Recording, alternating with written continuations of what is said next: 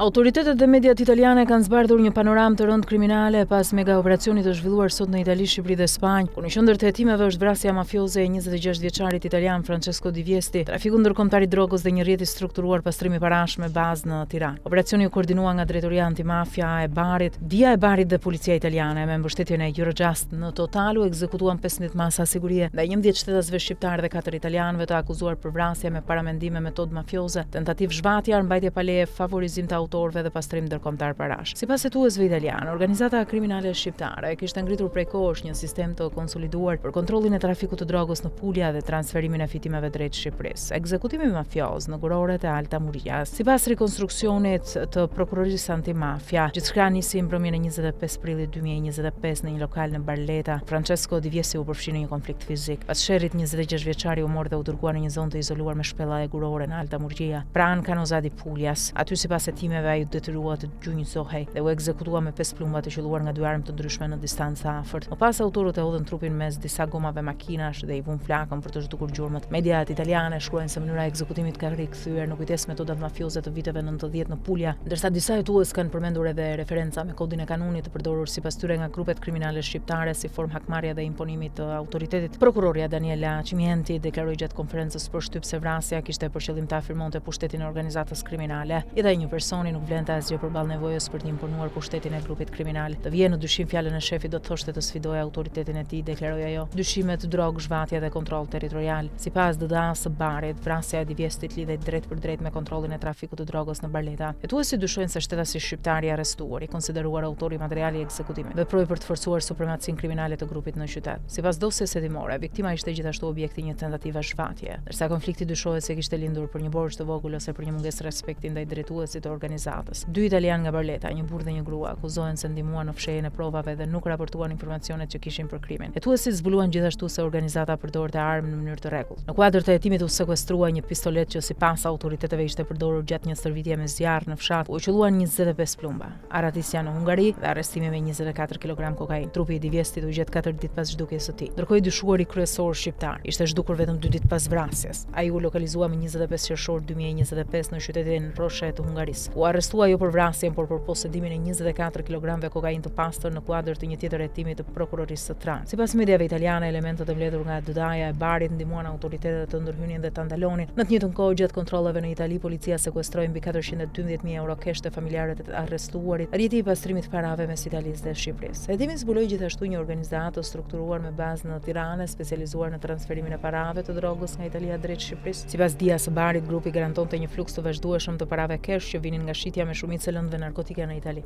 Një nga episodet kyçe të hetimit ishte sekuestrimi i 680.000 eurove më 14 nëntor 2024 në pikën kufitare të Muriqanit, mes malit të Zi dhe Shqipërisë. Operacioni u realizua pas informacioneve të siguruara nga Dia e Barit. Në total, autoritetet italiane raportojnë se janë sekuestruar mbi 1.1 milion euro. Mes personave të përfshirë në hetim janë familjar të afërm të dyshuarit kryesor, pronari dhe 2 punonjës të një kompanie transporti, si dhe një trafikant ndërkombëtar droge që konsiderohet në krye të organizatës dhe aktualisht është në arreti. Operacion ndërkombëtar dhe hetime prej vitesh. Operacioni sotëm konsiderohet vazhdimi i hetimeve të mëdha antimafia, shefi, kulmi, shpirti dhe ura të zhvilluara nga autoritetet italiane mes viteve 2018 dhe 2025 kundër trafikut ndërkombëtar të drogës të menaxhuar nga organizata shqiptare. Sipas prokurorisë së Barit, këto hetime kanë çuar deri tani në 170 masa sigurie, sekuestrimin e pasurive me vlerë miliona euro, zbulimin e mbi 7 tonëve drogë, përfshirë kokainë, heroin, hashash dhe marijuanë, si dhe dënime deri në 20 vite burg për pjesëtarët e organizatave kriminale. Operacioni sotëm u zhvillua me mbështetjen e karabinierëve italianë, Guardia di Finanza dhe njësive speciale me qenë antidroge Cash Dog të trajnuar për zbulimin e parave kesh. Gjykata e Barit ka pranuar plotësisht kërkesën e prokurorisë antimafia, duke njohur agravanten e paramendimit dhe metodës mafioze në vrasjen e Di Viestit, ndërkohë 3 shtetash italianë të tjerë vijojnë të hetohen në gjendje të lirë.